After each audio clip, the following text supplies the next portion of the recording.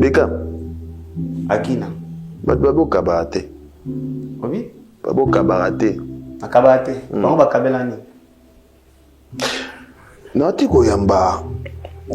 Batango wana bakaba, oba lobi kina Kabarate va Kabelani. Non, tu koyamba chef d'orchestre nayo, ex chef d'orchestre nayo, fils Lassé. En tant que patron, il y a groupe. Et puis, on peut dire ex-patron de l'eau, il y a fils Lassé. Raison nini, au yo personnellement, au ebi, au longo lié na 4 orchestres. Parce qu'aujourd'hui, aux agina poto, mboga yinda kia, Beckham a kabarate. Depuis baye banana Beckham, azora $20. Depuis donc si tu vas dire ah obi que batu baloba pour changer comme mutu mutalobi to batu balobi moi to longwe on a posé quelques questions musu a donné maka mususu na ya awa na musique na ngai pona yembela batu na yaki te pona obeta masolo ko kabaka ngai na ko kaba na ko kabate na ko zana mbongo te ça n'a rien à voir na ba fan musique na auto so ba fan te to so là chef d'orchestre no oyo longoli na orchestre fils Lassé alobi dépaye banana yo au kabela été ata $20 ba pesa mbonga nzembo au lieu $3000 car qui tu vandi ngala ah mais quand munene bona télévision boy pourquoi oh non afuta rabatute mais ngala zo mona zo kende ba poto zo ya uti Brésil États-Unis au même qui est poto mais quand on peut expliquer biso tant que patron orchestre parce que il y a de gens il y a de femmes il y a de personnes personne ba konze belé bande ko belé tala ba sepela kanayo peut-être pour na image na yo yebisa biso nan au longo lié na orchestre pourquoi sous raison yo longo lié ça raisonner on a longo lié eza égoïsme il y a Beckham erto bandaki pour na la vrai Beckham azali na mbongo te azali ne logo te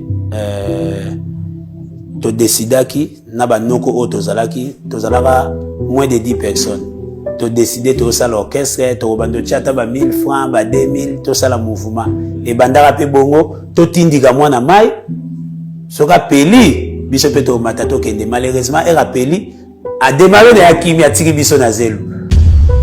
En tout cas, dans 4 entreprises, nous avons balongolaka sont incompétents. Pardon? En fait, ceux qui sont compétents, on dit que tu vois, les entreprises, qui normal. Chef d'orchestre, c'est incompétent. Non, tu as vu ça. Dans l'entreprise, donc, le chef d'orchestre, c'est incompétent. Non, tu as vu ça.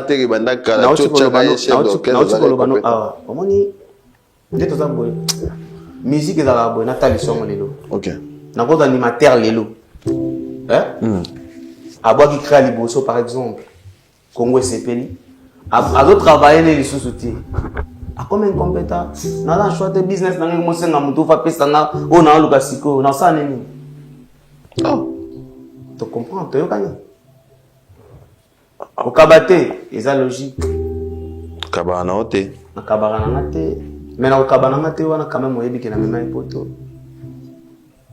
Oyebi soki obi osala ota par exemple chaka tatangulu to memande no mona famille. Monte ko sungi famille. Mais to chaye nde kona biso to kene mitini tozongi. Olongwe pona. Pona ke ko solola na Beckham tozaya ko kita.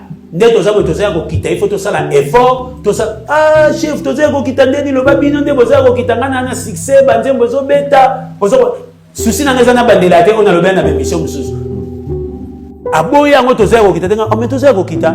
Pona minute so ko ti YouTube. To ana nzembo banda album e bima nzembo beti 100k ezate. Mais so tali po ba comprendre ke muta makambu yeyo ake. Be mission na ngapamba déjà ya ba 2 jours. Et ils va vie collègue ba nzembo sali 3 mois. Chef d'orchestre, ça y est, Bolier Foufou. Il est là. On se calme. Oh, Bolier Foufou, il est là, 6 heures. 30.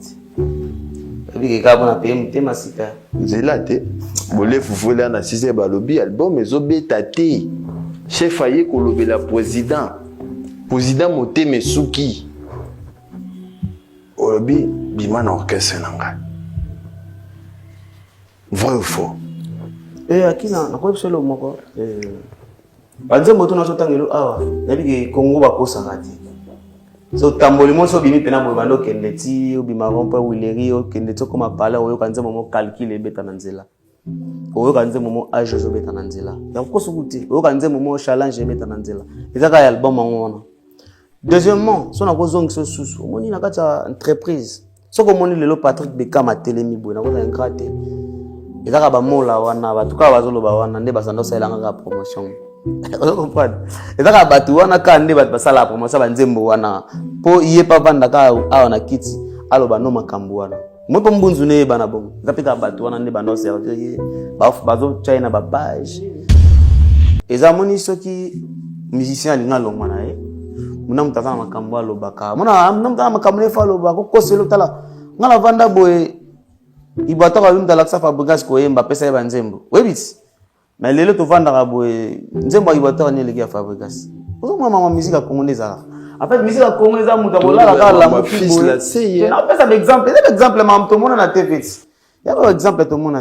Il y a un cambo tout monde na Congo. Otola na to la muki boye. Misemo alobi ke abanda wala ta pantalon nga na boata imonte. Tout monde na nguka na musique à Congo ah. O vanda pena boye mona misemo alobi ke ngamutu na sala au moins à botali boy Nico ni nivi mafuta nous aurons regretté tes repères de fils là ngai to umeli kutu mingi na tolongwa na biso na bona nga biso atoloba te wa mselo mo c'est penalty attendez ko na ngai na limaki trop obi regret na ngeza nini to ebanisi na ba famille bana chango bino la bino bana chango na frère ya kosana te na bana ba ebani do digra aiba na lifantone donc na abwe na la koli mon bo digra pesa na pesa mwana ne na bitende na ko pesa donc na yebi na ngatende ni koli yango comme pas na parce que il y a do fingani ngala na télé ya sala o fa sala bon.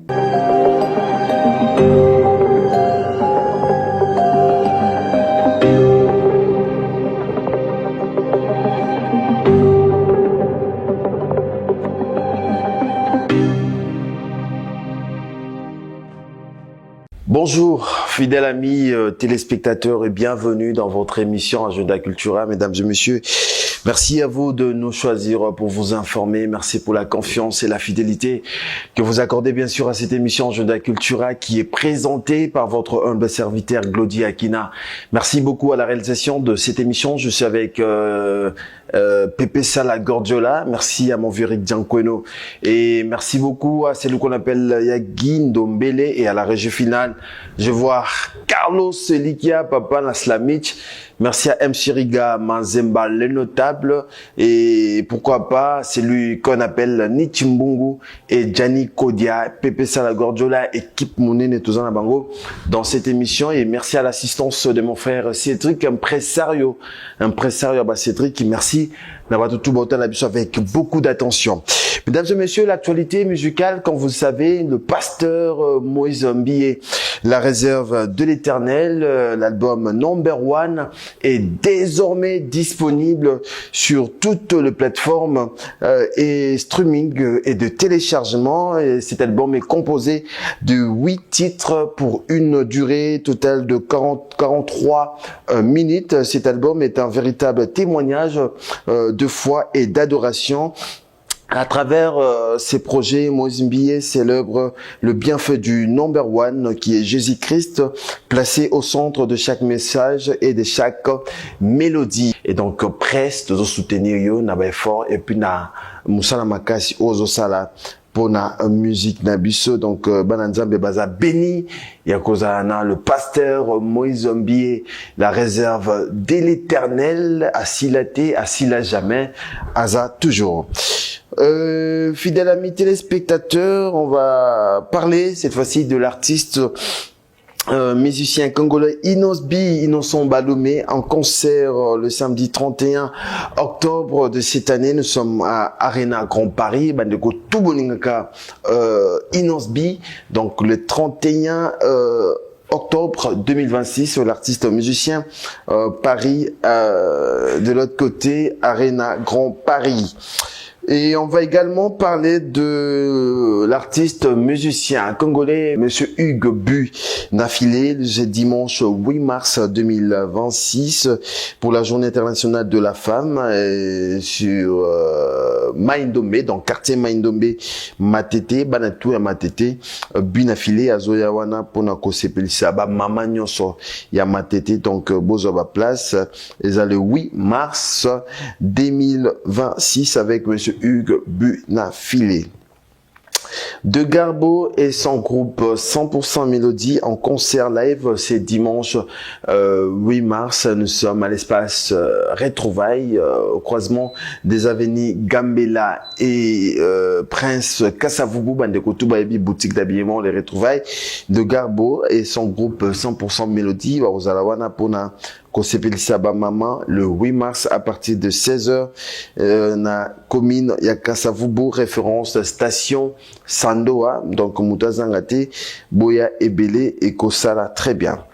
Héritier Watanabe Motonatembe, comme vous savez, de son côté, l'artiste musicien en concert le 3 juillet de cette année avec son groupe Team Wata au Zénith de Paris. Goga Motonatembe, donc notez bien le 3 juillet Zénith de Paris. Kofi Olomide Mukwabongo, le Quadracoraman, de son côté, l'artiste musicien congolais va se produire le 12 juillet à Bruxelles, stade Roi Baudouin, Bandekoutou, Bolingaka, musique à Grand Moparo, donc PCB se rendez-vous pour le 12 juillet, stade Roi Baudouin.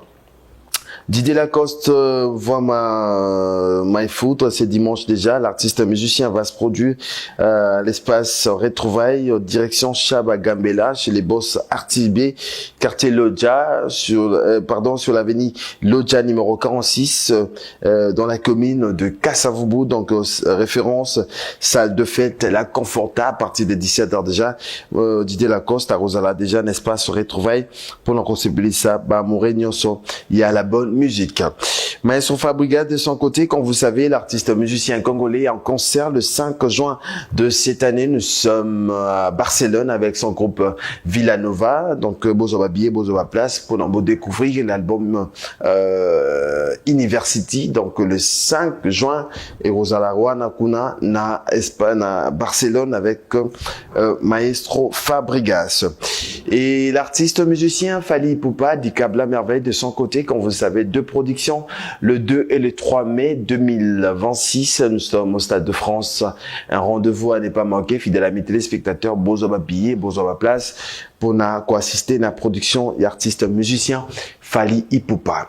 Et on va également parler du Padre Ferigola, Jésus des Nuances. De son côté, l'artiste musicien congolais en concert le 4 avril de cette année à Accor Hotel Arena avec le Padre et son groupe Jet Set. Fidèle amis téléspectateurs, tout au long de cette émission, nous allons revenir à l'actualité musicale. Et aujourd'hui, nous avons le réel plaisir de vous annoncer dans cette émission notre invité. Il s'agit bien sûr de l'artiste musicien, l'aide du maître Patrick Bekam. Comme vous savez, après assister à la production Mounene Oyo Déplique Pomba, qui à la Bras de Paris, après tourner à Brésil. Après Tazini, l'artiste musicien congolais de retour à Kinshasa, et c'est dimanche, on va parler avec l'aide du maître qui est Patrick Bekam tout à l'heure dans cette émission Agenda Cultura. Et sur ces mêmes plateaux, Matador pour les comptes de Déplique Pomba Yaniance, Tozozana Bango tout à l'heure, Tosololana au Italie, actualité. Voilà, fidèles amis téléspectateurs, merci beaucoup au bâtonnier Coco Kayudi Misamo Bogartina Poche, mon vieux de cœur, merci à Maître Bienvenu Faso, merci à Tete Ndaï Maboko Bank, TV Moro Batobele, Bota Labuso avec beaucoup d'attention. On va rentrer de l'autre côté de la réalisation, on va prendre cet élément et nous allons revenir pour recevoir le premier invité de cette émission. Regardez. Voilà, mesdames, messieurs, nous sommes de retour sur ce plateau d'Agenda Cultura. C'était donc là, à la Bras de Paris, signé Duplique Pomba. Il y a une nuance, félicitations à l'artiste musicien Duplique Pomba. Fidèles amis téléspectateurs, on va parler de l'artiste musicien Muketonga Voama. Comme vous savez, c'est dimanche déjà l'artiste musicien en concert à l'espace Retrouvailles. Nous sommes sur l'avenue Lodja, dans la commune de Kalamou, Kassavoubou, référence. Salle de fête La Conforta, retrouvé Didier Lacoste et son groupe à partir de 18h. Signé le boss Artir B. Et l'artiste musicien Gez Kadima annonce déjà la sortie de l'album Module 2 qui sera disponible le 8 mars de cette année sur toutes les plateformes de téléchargement. Voilà. Mesdames et messieurs, je l'ai annoncé au sommaire de cette émission. Notre invité, il s'agit bien sûr de l'artiste musicien, l'aide du maître Patrick Beckham. Comme vous savez, l'artiste est de retour à Kinshasa et ce dimanche, il a accepté de répondre à notre invitation. Leï, à qui je dis bonjour et bon dimanche. Bonjour, Glody Akina. Ça va? Oui, ça va bien par la grâce. On a profité, encore. Ouais, toi, dimanche, tu as maman, moi de la femme. Moi de la femme, oui. Déjà pour ça va bonne fête, na ba maman. Ouais. Et aux amours na bango, donc ils a muto ayembe la bango, ça va plaisir. Na vu que na régie to sen na penze mon bango. Et au ça la bien. D'ailleurs, on rappelle nga aux amours pena photo to activé. Ya ba maman na zo na robosa. Moi de la femme na robosa na. Robosa la monter, mais quand même au petit ba maman en général, mais maman en général na pesi kobana na chérie nanga et comment pas maman et kobana na obi comment nene pour que comme là na bino na wa be wazepa comment moi sina ça te mais ça journaliste ngala musicien comment moi sina ça yoka to ebiteria comment moi sina yoka to ebiteria lino to yebi silege jaune to yebi bon oye bae ngana oye bae oui, mais t'es yo linkawe le boy, oui, non comment ça? Terry Ali ne pas regarder, c'est maestro, on a passé une beauté. Tu es bien. Il y a un salarié qui est boy, on est d'accord. Terry avec des gens qui rigolent, on salarié qui est boy. Il y a un peu pour ça là. Nanda ka battu sur les là chez le bilo, on l'a raté yo mon servir. Et ça va pas monter. Mère a bien les lettres, on a passé un gros bisou, un câlin, une tendresse, nous sommes dans un tout cas, on a passé une beauté. Et maman a botangaï. Maman Germaine Titika, qui est quand même là déjà, ma mère bien. Ça dit moi de la femme, moi de la femme, n'a pas si, et n'a profité peu, n'a pas ingraté, pour que ça peut mère beauté. Ouais, n'a pas si maman la bichon, maman a botinga, chérie nanga, elle n'a pas si une beauté. Ah, tu es maman musique. Ah, on dit que yondo la sérieux. Madame mère. Gapote mère n'a pas su mbote belé. Quand il va demander pour ça boy. On dit que moi ça va comme mobile. Moi si. Maman Akina. Ah maman Akina. N'a pas su mbote. N'a pas su mbote. N'a pas su mbote na ba tout bana sima ba caméra. Vraiment le tout ça. Na maman na ba chérie na bango, maman na bango. Tout ça assisté na ba te belé, to boire bino na souka monsieur Boza na bino bien. Obi que ton annoncé que na royamba yo ba question o longa na zui. J'aimerais d'abord tout banana nous na tourner. Oti Ituri. Aru, Brésil, États-Unis. Ariwara. Voilà. Saint-Étienne. Paris. Et les Kinderen.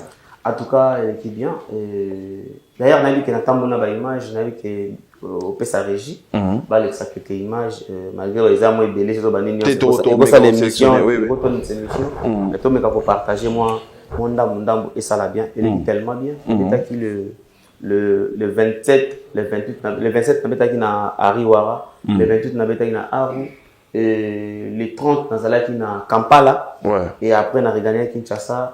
Pour les 6 na voyagé qui pour Amérique na beta qui na Portland même na beta qui le 10 janvier et le 31 janvier na qui na Brésil na beta concert live na Brésil des yolinga concert ba musicien tout ça là na beta na Brésil ouais misa ouais ba misa Congo oze bango na zero na Brésil ya Brésil boya yo ba kenete oui ya nga ba kende ka mingi te to besoin na lisusu akende na ngamoko et nous avons na ministère Brésil to beti ba accompagner. Merci beaucoup na bana tu ya Brésil là, on a profité ko senga merci na label oyo et betenga et la maison de production betenga 00 mawana morgue production.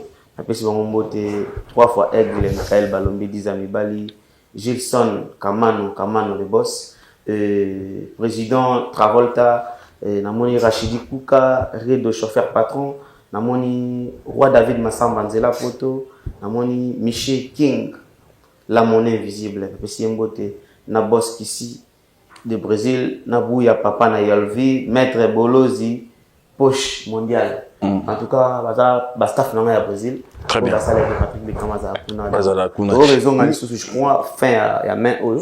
Na quelques chansons. Mais oyebi que tonga na yoga ki date wana Brésil, je me suis dit Rose la artiste à Liboso. Na artiste à Liboso avec en Brésil. Na PCP bonne chance na artiste au Baroya beta na simana. Ezaki ni festival. Diego Kawazala. C'est ezaki ni festival. Non, il y a un festival, il y a un penza concert, producteur à Salle, maison en temps au 007 Mawana Morgue production. Avec salle na bango, fusinga caché nanga. Et na kendaki ko prester ne la pona sala plaisir na ba de retour au Brésil. Mais ça hier na komi kuna ba scène na zone siko na la équipe poto to beta si tout va bien to beta to beta concert na biso kuna na fin mois de mai. Mais si au Brésil les agineni ba yebi musique à Beckham où il faut encore travailler pour ba comprendre. En tout cas, ezanaki étonné pe sinaki surpris. Ba bazoi ba banzembo ba sengona banzembo oyo yo moko yebike. Moni biso awa to zanelo moko to message nango musique na biso beta il faut yo kamona ba bar ngo zotambola. Deux au monde ndeke musique ne zo beta. Or que dans les pays étrangers c'est différent. Kuna eza soko sali communication na yo lancer kenze monanga major tel batu ek ba mona na YouTube ba sepeli nango oza ba jeune belé ba challenge pona bango déjà ko beta ngona po bazaka na baba populaire tel wa biso c'est ça e rocheli ba mo na batu bazo yemba banzembo ko en tout cas ba congolais ba congolais il y a quelques brésiliens be bazaki wana o ba bala ba congolais ba s'adapter pe ba koma na nationalité na biso ba koma ba congolais en fait. Na ba congolais c'était bien concert les gars bien ba ocha image j'aimerais image comme de la régie au moment où micro ba bazoyemba voilà j'aimerais donc voilà la régie to image à Brésil et nous allons revenir tout juste après regardez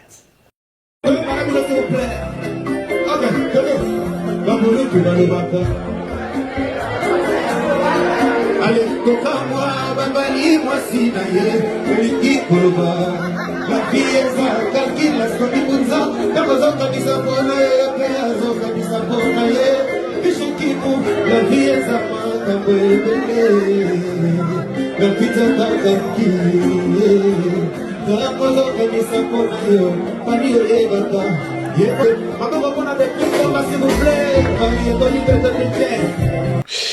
Voilà, de retour sur ces plateaux, fidèles amis téléspectateurs. Félicitations à vous, hein. Merci. Brésil, Pénet, aussi beau. Ouais, toi aussi, en tout cas, rien à dire. Toi, tu as un micro, il a eu tellement bien, on s'est renacté. Il y a dans la salle, il y a 850 places. Et on va travailler avec Pénin. C'était vraiment du wow. Et à un moment, il y a un mois de mai. Et je crois, dans quelques pas, mais même dans le visa pour t'informer, on va accéder quelques. Voilà. Très bien. Alors, on va parler Portland Man. Portland Man, ouais. Combien de productions aux États-Unis? Aux États-Unis, na production mon kaka na Portland Man. Et ça y soirée et c'était vraiment bien. On a pu écouter la vidéo les angles mais quand les logs na ben on va trotter. C'est pas le cambo na l'axi ba fanatique. Illustration, merci na confiance on a ba continuer repé sanga moni et le musique comme pena passe ndako pas misi ba mbongo sali clip sali tout mais ba yo katanzembo comme passe mais ceux qui bazo ka Patrick Bekam le lobo et fona za fier ya ko zongela ba on senga ba merci. Très bien. Alors on va revenir Torozon a vraiment na tourner autour de ça là mais Patrick Bekam il faut rappeler volume 1, on a 2023. Ouais. Et on a volume 2 en 2025. 3 ans après, on peut Sibiso volume 2. Est-ce qu'on peut dire aujourd'hui vision au bimsel album bah tu vas comprendre philosophie l'album na yoana bah tu vas comprendre pour mon album. En tout cas vision on a pu ça va comprendre l'album. Ils a batunda va comprendre. Mais il faut rappeler 3 ans après de 2023 2025. 2 ans après, 2 ans. Ouais, 2 ans. On a mois de septembre 2023. Dans septembre et ça a 3 ans. Si je ne me trompe pas. 3 ans. Et dans ça, 2 ans après, on a fait 6 mois. Oui, on a bimi déjà, on a 3 mois. Et tous continuer à bosser dans la communication pour que bah comprendre bah titre comment après total année de repérer ça vraiment chose comme vision. Jusqu'à là, l'album est passionné la carrière na jusqu'à là. Album c'est une visibilité. Très bien. Vraiment, c'est une visibilité parce qu'il y a un nombre de gens pour ça dessus. Il vraiment on pour ça parce que au moins visibilité à ko beta na groupe ya mutu na visibilité il y a yomoko et tant que produit que oh so amoni ba que yé comme on a Patrick Beckham so amoni ba que ba yo kinzembo ba oh nzembo ba Patrick Beckham en fait et le album est single plus ya moi et na carrière na ngai il y a il Patrick Beckham aza artiste quand même où ça peut fierté la jeunesse. Très bien. Mais quand même, selon vous, est-ce qu'il y a des titres aussi Mamitema, il y a des fans ouh, Isabelle. Par exemple. Isabelle, l'album Histoire, volume 1 volume 2 par exemple, le titre est comme un challenge. Nzambe papa salela ngata challenge, natala na mona bilonga baini nanga. Ngoyo baseka kinga tango ya pasi alelelo nazwi bakomi olandalandanga partout les dans le cargo et un titre vraiment kuna comme mon ex préféré chacun a son ex préféré yebisanga ya yo ezala kanani babo moma olekisa na chéri na yo ya kala soki balobi azonga yo kolingizala nani. En tout cas, on a déjà le titre. Par exemple, le titre, on a souvent sur nos concert. Voilà, on continue. On a boire sur la volume D. Et sur la volume D, dans le titre, Bakulo tu balobaka. Mobalinda ye baka mwasi ya kobala. Koka mwa babali mwasi na ye. Calcul. Elingi koluba. La vie est à calcul. Tango zokanisa pona yo epe azokanisa pona ye. La vie est à makambo ebele. La vie nzoka calcul. Tango zokanisa pona yo oyebaka yepa zokanisa pona ye yana batitre vraiment quoi na ajo yo na banda kolela lisusu bolingo na ajo yo bazongela kobeta kanga na bakwenga na sukia waye na lali pungia ba bébé ngana sukia waye ngana bébé memoral chao ba jaloux ngana bébé nanga tili fobo je caresse mes thèmes à TikTok na zo mona mo et titre mo comme nango de côté mabele mokonzi yeme ma papa wemba nyoso tozo welela tokotika yango futur mayo ezale passa basuso enga na la vie malembe il faut pas être complexe mais ami que nous avons clip nango et na titre mo lokola anini ya wa prison. Amour ne kanganga la vagabondage et bombanga la prison à porte prison welengi akomi matin nako kufa wangai liwalanga na maboko no. En fait, il a parmi les titres oyo nazo yo ka lelo bona balabala so na oleka. Mais lelo trop ba parmi ba nzembo zo na on a tiroir na yo. Ah ben na yo rapena nini na banzembo tout so babi bon Beckham bimiseption nzembo moko oyo eza comme prise définition de ça démonie. En tout cas na côté on a été confusion belé côté mais parce que banzembo belé otiko yemba ah eza parmi banzembo oyo depuis mikolo ba arme na eza banzembo na tonza sika parce que yango ne na olinga ba arme na banzembo na tonza sika le ba miniature mabeya moto oyo lingaka kuchakati na miniature po bakoluka baiba bilengi na ngai ndenge kinchekwa kimisa kolonda kombeto naimbela ilusa ntsumbu kadasa era nzembo mo lokwa naimbeli Jimmy Belao. Ah ouais pesi mbote ya soka ya Belao suka na kunga En fait, banzembo pene banzembo ebele mais nzembo moko oyo na sepelaka nango ti lelo sa nzembo kwa ya Rodrigue Matende nzembo moko nzembo moko nzembo Rodrigue Matende zongelanga soki oyete vinanga milelo Rodrigue milelo Rodrigue moko yo lobaki tokobuyana ti mokolo likia soso ekobota bana mapasa na mipesaki nzoto na ngai mobimba nakanisa kolongola bukuta nzoko ozalaki no bango akokauka ya banzembo kote ma douleur te